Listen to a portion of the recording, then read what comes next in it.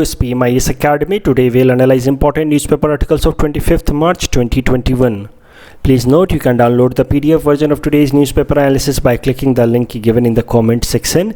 You can download the PDF version of February 2021 magazine from our website spmisacademy.com. You can also join our WhatsApp group through the link given in the description section for more study materials. Students, please note from upcoming 7th April, we at SPMIS Academy are starting a new foundation course for both APSC and UPSC aspirants.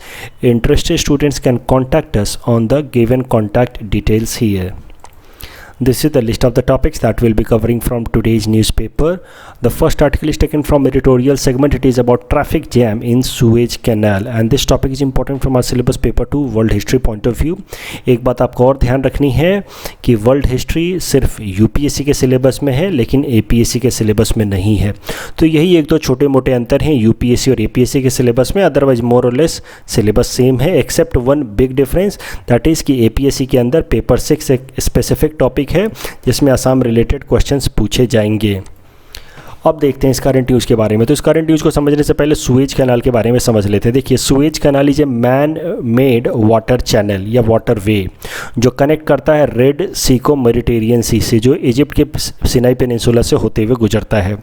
ये Suez canal को बनाया था French लोगों ने इन 1869, क्योंकि Egypt में 1869 के time में फ्रेंच लोग ही रूल कर रहे थे. तो French diplomat Ferdinand de Lesseps माना जाता है कि ही बिल्ट दिस कैनाल. तो ये नाम याद करने की ज़रूरत नहीं है, लेकिन एक बात आपको ध्यान रखनी है कि इस इजिप्ट के अंदर रूल कर रहे थे फ्रेंच, और यही फ्रेंच लोगों ने फिर ये सुएज कैनाल बनाया था इन 1869 जो कनेक्ट करता है रेड सी को मेडिटेरियन सी से. फिर इजिप्ट आज़ाद हो गया 1922 में और उसके बाद से धीरे धीरे इजिप्ट ने कोशिश करनी शुरू कर दी कि वो सुएज कैनाल का कंट्रोल अपने हाथ में ले ले, क्योंकि सुएज कैनाल से बहुत सारा ट्रेड पास होता है, बहुत सारे शिप्स यहाँ से गुजरते हैं और उससे काफ़ी सारा कमाई होता है, टोल टैक्स की कमाई होती है. तो इस कारण से इजिप्ट चाहता था कि इस एरिया को, ये सुएज कैनाल को अपने हाथ में ले ले. लेकिन इस एरिया को, ये जो सुएज कैनाल वाला एरिया है, ये इजिप्ट के आज़ाद होने के बाद भी आफ्टर 1922 ये जो सुएज कैनाल वाला एरिया है इसको ब्रिटिशर्स और फ्रेंच मिल करके कंट्रोल कर रहे थे और ये चलता रहा इजिप्ट की आज़ादी के बाद भी. लेकिन फिर जाकर के जुलाई 1956 में इजिप्ट के प्रेसिडेंट उस टाइम के गमल अब्दुल नसीर ने नेशनलाइज कर दिया सुएज कैनाल को. नेशनलाइज करने का मतलब है कि सुएज कैनाल को इजिप्टियन सरकार ने अपने हाथ में ले लिया, मतलब इसकी पूरी की तरह से कंट्रोल अपने हाथ में ले ली और फ्रेंच और ब्रिटिशर्स का जो भी इस पे कंट्रोल था उसको रिजेक्ट कर दिया. और फिर प्रेसिडेंट नसीर ने इसको नेशनलाइज करने के बाद यहाँ पे टोल टैक्स लगाना शुरू कर दिया और ये टोल टैक्स का पैसे का इस्तेमाल किया जाना शुरू कर दिया गया for building a massive dam on Nile river in Egypt. तो ये सब कुछ किया गया 1956 में, क्योंकि इजिप्ट को पैसे की ज़रूरत थी in order to bring some developmental projects. तो उन्होंने ये सुएज कैनाल का कंट्रोल अपने हाथ में ले लिया और यहाँ पे टोल टैक्स लगाना शुरू कर दिया. लेकिन जैसे ही सुएज कैनाल हाथ से निकला ब्रिटिशर्स के और फ्रेंच के, उन लोगों ने इजिप्ट के ऊपर अटैक करने का प्लान बनाना शुरू कर दिया. क्योंकि देखिए, सुएज कैनाल का फ़ायदा बस ये इकोनॉमिक नहीं है कि वहाँ पे टोल टैक्स लगा करके पैसा कमाएंगे. ब्रिटिशर्स का या फ्रेंच का मोटिव ये नहीं था कि वहाँ टोल टैक्स लगा करके बस पैसा कमाएंगे. ये बहुत छोटी बात थी उनके लिए. For them the bigger game was कि देखिए, यहाँ से बहुत सारा ट्रेड गुजरता है. ये जो एरिया है रेड सी वाला एरिया या फिर ये पूरा का पूरा जो मिडिल ईस्ट एरिया, ये ऑयल रिच एरिया, और यहाँ से कई सारे शिप्स जो ऑयल लेकर के, ऑयल कंटेनर लेकर के जाते थे, ब्रिटिशर्स और फ्रेंच के लिए ऑयल सप्लाई करते थे. और अगर एक बार ये सुएज कैनाल उनके हाथ से निकल गया तो कहीं ना कहीं उनका जो एनर्जी सिक्योरिटी है, जो ये ऑयल सप्लाई का जो परमानेंट एरिया है, ये जो चैनल है, वो कहीं ना कहीं थ्रेट में आ जाएगा, because Egypt had controlled the Suez Canal. तो इस कारण से ब्रिटिशर्स और French they were unhappy with the decision of nationalisation of Suez Canal by Egyptian president Gamal Abdul Nasser. और फिर उन्होंने क्या किया, उन्होंने इजराइल को सपोर्ट किया कि वो इन्वेड करे इजिप्ट पे, क्योंकि इजराइल आपको पता है यहाँ बॉर्डर शेयर कर रहा है इजिप्ट के साथ.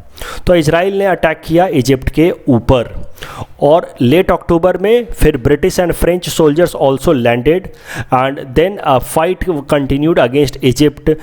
तो एक साइड में इजिप्ट था, दूसरी तरफ ब्रिटिशर्स, फ्रेंच और इजराइल थे. लेकिन हुआ क्या कि उसके थोड़े टाइम बाद 1 मंथ लेटर इन दिसंबर 56 हुआ क्या कि यूएस ने सोवियत यूनियन ने और यूनाइटेड नेशन ने प्रेशर बनाया ब्रिटेन के ऊपर, फ्रांस के ऊपर और इजराइल के ऊपर to pull their forces out of Egypt. और उसके बाद when Israeli forces pulled out from Egypt, finally this war, जिसको हम लोग सुएज कैनाल वॉर भी कहते हैं या सुएज क्राइसिस पे कहते हैं, that came to an end. और फिर से इस सुएज कैनाल के ऊपर इजिप्ट का पूरी तरह से कंट्रोल हो गया and it was open for commercial shipping. तो ये है सुएज कैनाल क्राइसिस। मैंने आपको ब्रीफली वैसे तो समझा ही दिया कि why British and French invaded Suez Canal after its nationalisation. तो 1956 में जैसे ही गमल अब्दुल नसीर ने इसको नेशनलाइज किया, ब्रिटिशर्स और फ्रांस ने क्यों अटैक किया? क्योंकि 75% of the waste European oil, crude oil, move through this Suez Canal. तो एक बार अगर ये सुएज कैनाल उनके हाथ से निकल गया तो कहीं ना कहीं एनर्जी सिक्योरिटी पे थ्रेट स्टार्ट हो चुका था। कभी भी इजिप्ट इसको बंद कर सकता था और उनकी एनर्जी सप्लाई को कट ऑफ किया जा सकता था। लेकिन इससे भी बड़ी बात थी कि Egypt had struck an arms deal with USSR. और ये टाइम तो आपको पता है कोल्ड वॉर का टाइम था और Britishers French were on the US side, US bloc को सपोर्ट कर रहे थे। They already had form NATO group और इजिप्ट ने यूएसएसआर के साथ एक आर्म्स डील साइन की और उसके बाद इजिप्ट ने सुएज कैनाल को नेशनलाइज कर दिया। तो naturally a kind of security threat came और security threat perception came into the minds of Britishers and French कि भाई इजिप्ट ने तो यूएसएसआर के साथ आर्म्स डील साइन कर लिया है और इजिप्ट ने अब नेशनलाइज भी कर दिया है सुएज कैनाल को। तो हो सकता है आने वाले टाइम में इजिप्ट हमारे ऑयल सप्लाई को इस एरिया से बंद कर दे और हमारी यहाँ की जो पूरी की पूरी एनर्जी सिक्योरिटी है वो खतरे में आ सकती है। तो ये है importance of Suez canal and this is Suez crisis that is important from world history point of view. अभी करंट न्यूज़ पे आते हैं। तो देखिए अभी यहाँ पे इस सुएज कैनाल के अंदर एक मेजर ट्रैफिक जैम लगा हुआ है। More than 180 vessels are stranded. इस एरिया में 180 से ज़्यादा वेसल जो हैं, शिप जो हैं वो फंसे हुए हैं। तो समझते हैं कि इस ट्रैफिक जैम के पीछे कारण क्या है। तो एक इतना मेजर सा लार्ज साइज का कार्गो कंटेनर शिप फंस गया है सुएज कैनाल के अंदर। ये जो कार्गो कंटेनर शिप है इसकी लेंथ लगभग 400 मीटर है। ये 400 मीटर ये लंबा ये शिप है और ये इस तरीके से डायगोनली फंस गया है सुएज कैनाल के अंदर। हुआ क्या कि यहाँ पे थोड़े से ख़राब वेदर के कारण बहुत ज़्यादा फास्ट तूफान आया, स्टॉर्म आया और उसके बाद ये जो कंटेनर शिप है ये थोड़ा सा मूव करके जा करके फंस गया। दोनों एंड इसके जा करके अटक गए सुएज कैनाल के अंदर और उसके कारण ये ट्रैफिक जाम लग गया है सुएज कैनाल के अंदर। और कुछ दिनों से यहाँ से वेसल्स मूव नहीं कर पा रहे हैं and more than 180 vessels are now stranded in Suez Canal. ये जो वेसल है इसका नाम है एवर गिवन। हो सकता है पीटी में आपसे पूछ ले, तो ये नाम याद रखना। जो वेसल जो सुएज कैनाल के अंदर फंस गया है ये पनामा का वेसल है या पनामा का शिप है और इसका नाम है एवर गिवन। अभी सुएज कैनाल के अंदर ट्रैफिक जैम लगना इतनी बड़ी बात क्यों है वो भी समझते हैं। What is the economic significance of Suez Canal. तो देखिए सुएज कैनाल इंडिया और बाकी जो मिडिल ईस्ट कंट्रीज़ हैं उनकी डिस्टेंस यूरोपियन मार्केट से बहुत हद तक शॉर्ट कर देता है।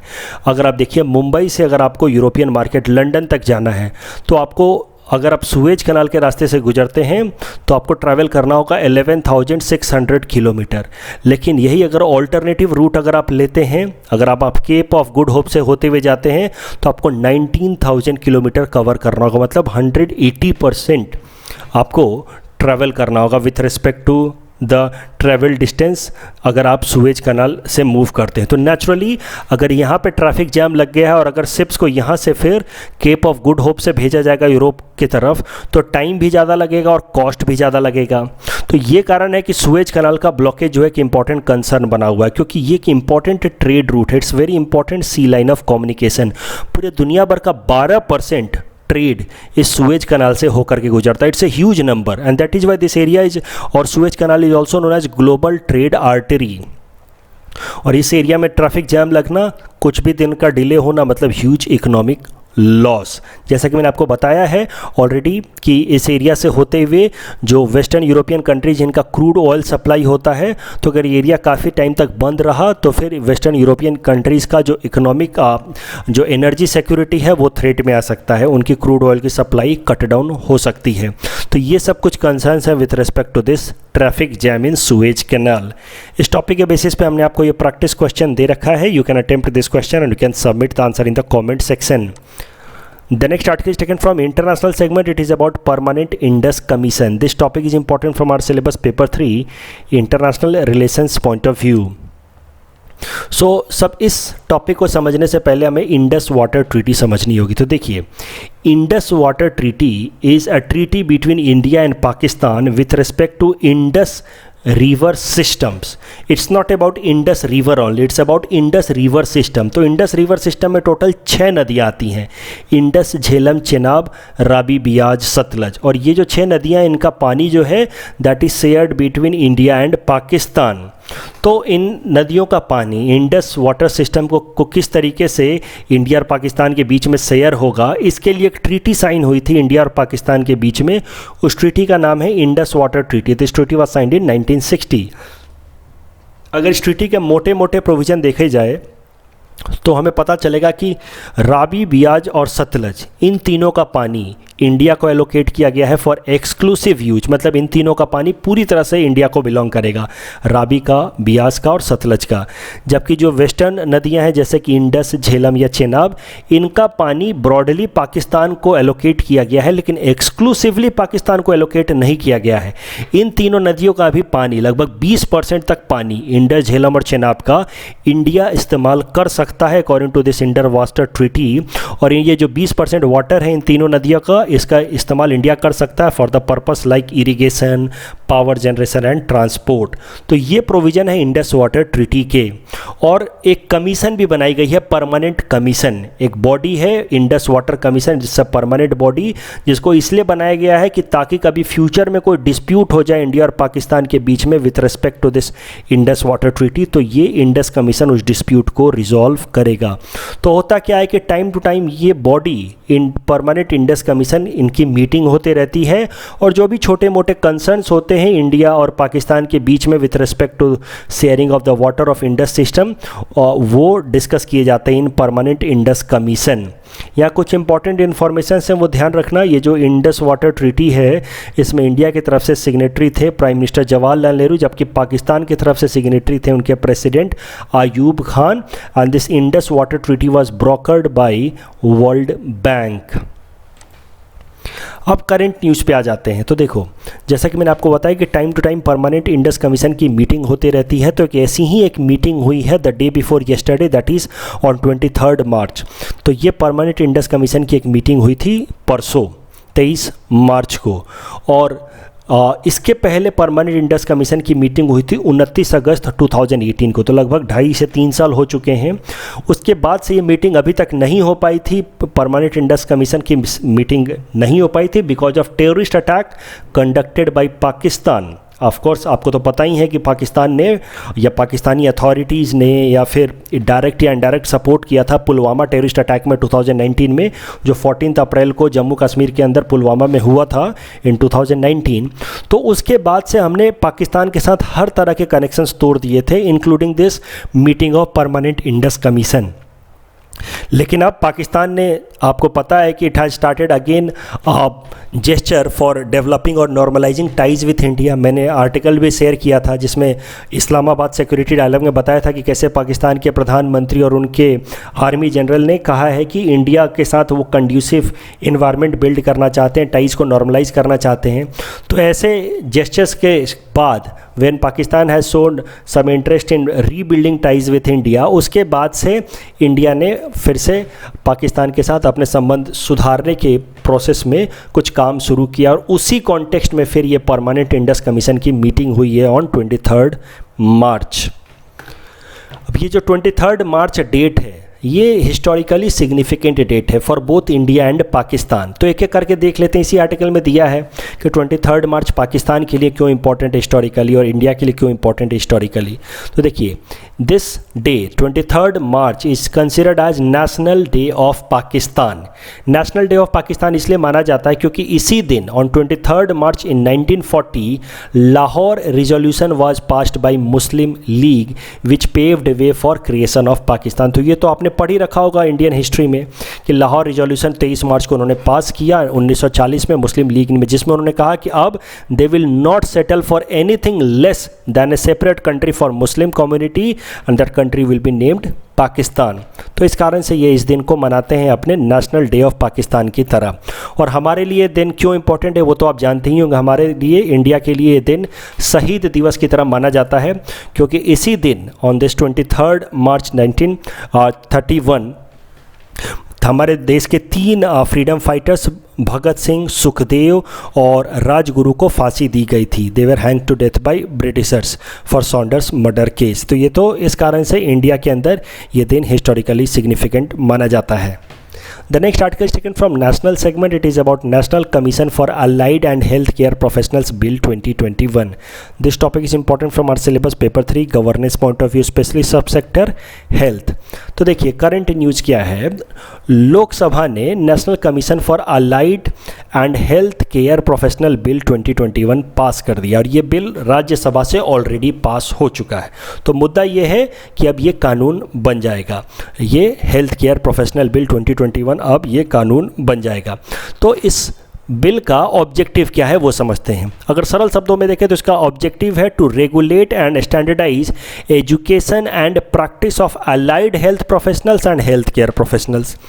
तो इस पर्पस को समझने के लिए पहले समझते हैं कि अलाइड हेल्थ प्रोफेशनल्स कौन होते हैं, हेल्थ केयर प्रोफेशनल्स कौन होते हैं, फिर इस बिल के ऑब्जेक्टिव को या पर्पस को समझेंगे। देखिए, अलाइड हेल्थ प्रोफेशनल्स वो सारे लोग होते हैं, एसोसिएट, टेक्नीशियन या टेक्नोलॉजिस्ट, जो सपोर्ट करते हैं मेडिकल सर्विसेज में। जैसे आप जाते होंगे हॉस्पिटल में तो आप देखते होंगे कि कई सारे लोग होते हैं। जैसे आपको ब्लड टेस्ट कराना है तो आपका ब्लड सैंपल लेने वाले जो लोग हैं वो एसोसिएट कहे जाएंगे उनको। कुछ लोग उसको ब्लड सैंपल को स्टडी करते हैं उनको टेक्नीशियन कहे जाएंगे। तो ये तमाम लोग जो होते हैं they will be known as allied health professional according to this bill. और आगे से अब इन अलाइड हेल्थ प्रोफेशनल्स के लिए डिप्लोमा डिग्री लेना या डिप्लोमा की एक डिग्री होनी ज़रूरी है या एक प्रॉपर डिग्री होनी ज़रूरी है अकॉर्डिंग टू दिस बिल। तो कुछ ना कुछ या तो डिप्लोमा करें या डिग्री लेवल की पढ़ाई करें अगर आपको अलाइड हेल्थ प्रोफेशनल का कोई जॉब लेना है। तो अभी तक इस तरह का कोई प्रोविज़न नहीं है और इस कारण से कोई भी इस तरह के अलाइड हेल्थ प्रोफेशनल का जॉब ले लेता है। लेकिन अब इस बिल के हिसाब से अलाइड हेल्थ प्रोफेशनल्स वही बनेंगे जिनके पास अप्रोप्रिएट डिप्लोमा या डिग्री होगी। और दूसरे तरह के लोग हैं हेल्थ केयर प्रोफेशनल्स। तो देखिए, ये जो बिल है ये 2 तरह के लोगों के लिए है, allied health professionals and health care professionals. ये 2 अलग अलग तरह के लोग हैं। अलाइड हेल्थ प्रोफेशनल्स तो आपने देख लिया एसोसिएट या टेक्नीशियंस। हेल्थ केयर प्रोफेशनल्स वो हैं जैसे साइंटिस्ट या थेरेपिस्ट जो एडवाइस करते हैं, जो आपको कुछ सजेशन देते हैं, कुछ दवाइयाँ भी लिख देते हैं कभी कभार। इन तरह के लोगों को आप कहते हैं हेल्थ केयर प्रोफेशनल। तो फॉर एग्जाम्पल इनका भी समझिए। आप मान लीजिए आप एक्सरे कराने जाते हैं तो एक इंसान होता है जो आपका एक्सरे करता है, ठीक है। आपको बोलता है यहाँ खड़े हो जाओ, ऐसे वैसे, फिर वो एक्सरे मशीन ऑपरेट करता है, वो होगा अलाइड हेल्थ प्रोफेशनल। और एक इंसान होता है जो आपकी रिपोर्ट बनाता है, नीचे वो साइन करता है, उसमें रिमार्क्स लिख के देता है कि this thing was observed, this was observed, वो कहा जाएगा वो हेल्थ केयर प्रोफेशनल।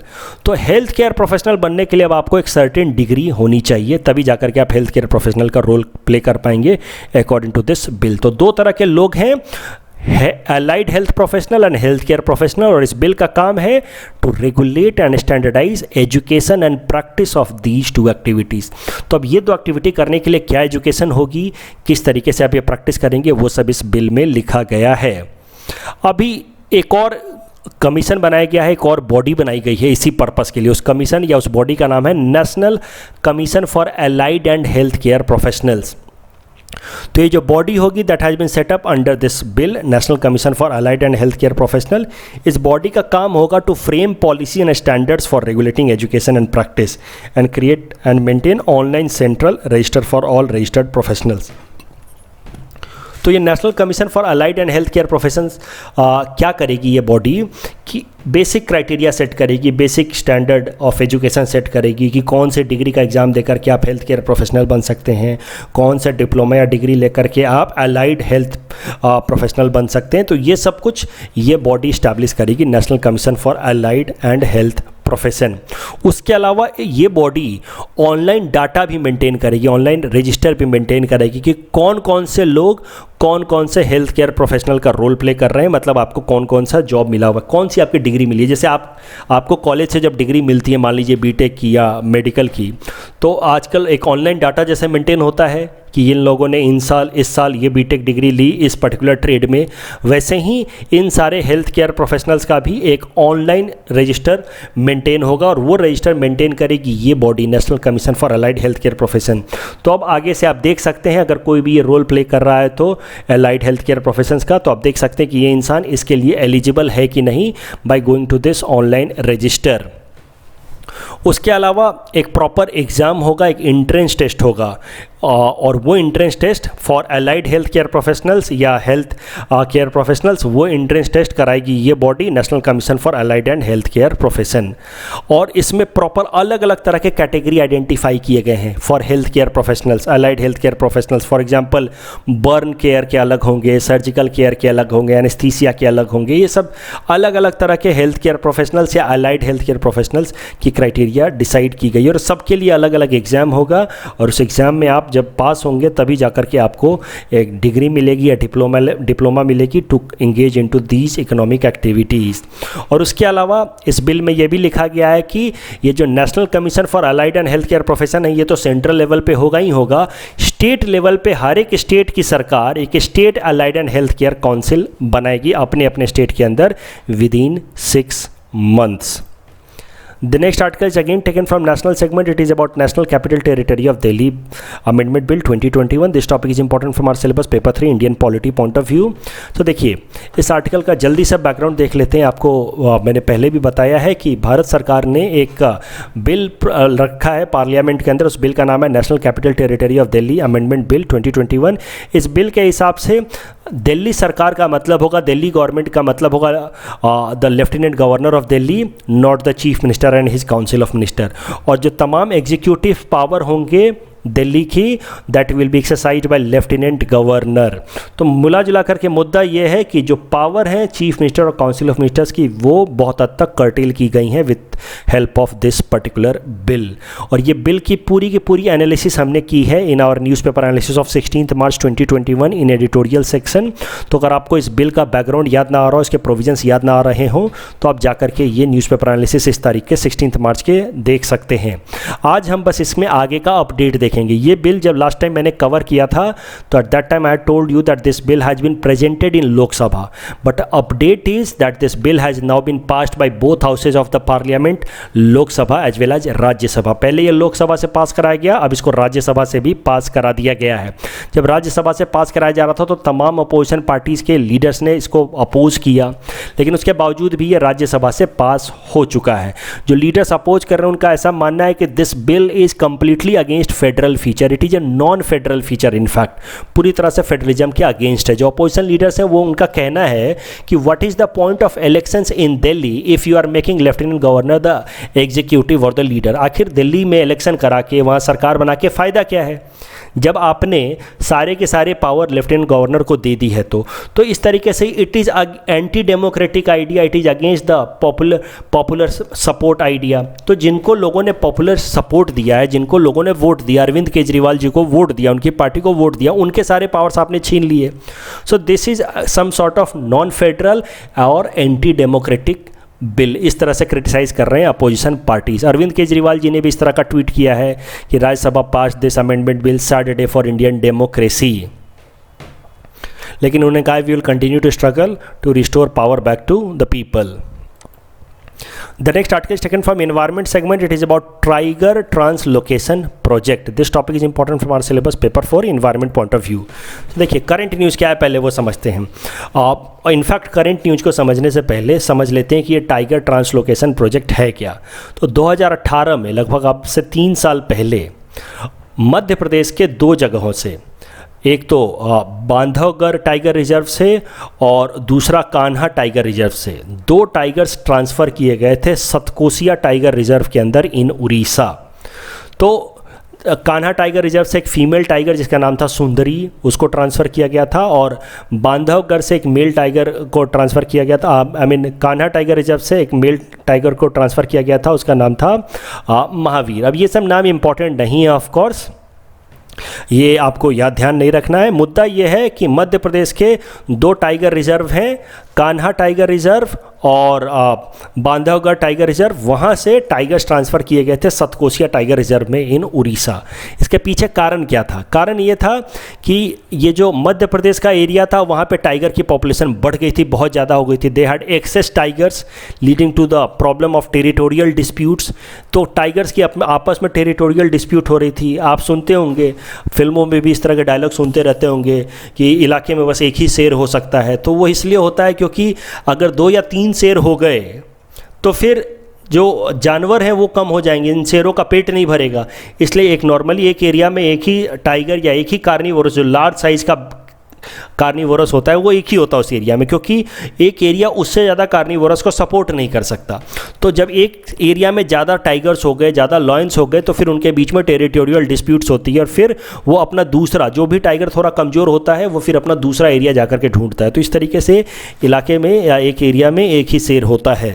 तो ये हो रहा था मध्य प्रदेश के एरिया में प्रॉब्लम हो रही थी, खासकर कान्हा टाइगर रिजर्व्स में या बांधवगढ़ टाइगर रिजर्व में ये प्रॉब्लम हो रही थी कि बहुत ज़्यादा टाइगर्स हो गए थे. जबकि Satkosia tiger reserve in Orissa, वहाँ टाइगर्स की पॉपुलेशन काफ़ी कम हो गई. तो यही कारण है कि एक जगह से दूसरी जगह टाइगर ट्रांसफ़र किए जा रहे थे. और ये इंडिया का पहला इंटरस्टेट टाइगर ट्रांसलोकेशन था.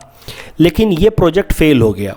ये प्रोजेक्ट को बाद में नेशनल टाइगर कंजर्वेशन अथॉरिटी को सस्पेंड करना पड़ा और वापस से ये टाइगर्स को भेजा जा रहा है from Satkosia tiger reserve in Orissa to Madhya Pradesh. तो समझते कि ये प्रोजेक्ट क्यों फेल हो गया. तो जैसे ही ये प्रोजेक्ट इम्प्लीमेंट किया गया, जैसे ही जानवरों को सतकोसिया टाइगर रिजर्व में डाला गया इन उड़ीसा, जो सतकोसिया टाइगर रिजर्व के आसपास में रहने वाले विलेजर्स थे उन्होंने प्रोटेस्ट करना शुरू कर दिया कि आप टाइगर्स के पॉपुलेशन बढ़ा रहे हो तो ये टाइगर्स हमारे ऊपर अटैक करेंगे और ये हमारे लाइफ को, लाइवलीहुड को, लाइव स्टॉक्स को डैमेज करेंगे. तो इतना ज़्यादा प्रोटेस्ट हुआ उड़ीसा के अंदर, फिर ये पॉलिटिकल मैटर भी बन गया, किस कारण से इस प्रोजेक्ट को स्टॉप करना पड़ा और अब इन टाइगर्स को रिवर्स किया जा रहा है, वापस से मध्य प्रदेश के अंदर भेजा जा रहा है. इस टॉपिक के बेसिस पे हमने आपको ये प्रैक्टिस क्वेश्चन दे रखा है. You can attempt this question and you can submit the answer in the comment section. In our segment, most probable PT topics for upcoming APSC, today we'll cover topic number 506 to 508. Topic number 506 is about Airabator Sur. It is a film that was it is the first film, in fact, that is directed by Dr. Bhupen Hazarika. So please attempt this question based on topic number 506. Topic number 507 is about Huang Sang. So Huang Sang is a Chinese pilgrim who visited Kamrup in 1640 AD. He met Kamrup King Vaskar Varman in Goda and then got an invitation to visit his kingdom. So Huang Sang came to Assam and attended the court of King Bhaskar Burman. Please attempt this question based on topic number 507. Topic number 508 is about Madan Kamdev Temple. This temple is known for its erotic iconography and that is why it is also known as Khajuraho of Assam. It is an archaeological site in Bahata Charali, Kamrup, and this was built somewhere in 9th to 10th century AD. Kings of Pala dynasty, named 3 kings in fact, Ratnapal, Indrapal and Gopala, are considered to be the factor behind erecting this Madan Kamdev temple. Please attempt this question based on topic number 508. This is the answer of question number 503 to 505 that we are given in yesterday's newspaper analysis. Today's question can be attempted by students and you can submit the answer in the comment section. We will be sharing answer of these questions in tomorrow's newspaper analysis. कल जो हमने practice question दिया था उसका answer देख लेते हैं. Ken Betwa link कनाल के का ये क्वेश्चन था. Excessive water from Betwa will be transfer to Ken. This is wrong. Water from Ken will be transfer to Betwa and this will partially submerge Panna tiger reserve. यहाँ तक तो ये सही है. आज Betwa river moves through Panna tiger reserve, यहाँ जाकर के गलत हो गया. In fact the Ken river moves through Panna tiger reserve. So the correct answer will be option D, none of the above. And tuberculosis is a bacterial disease. So the correct answer will be option D.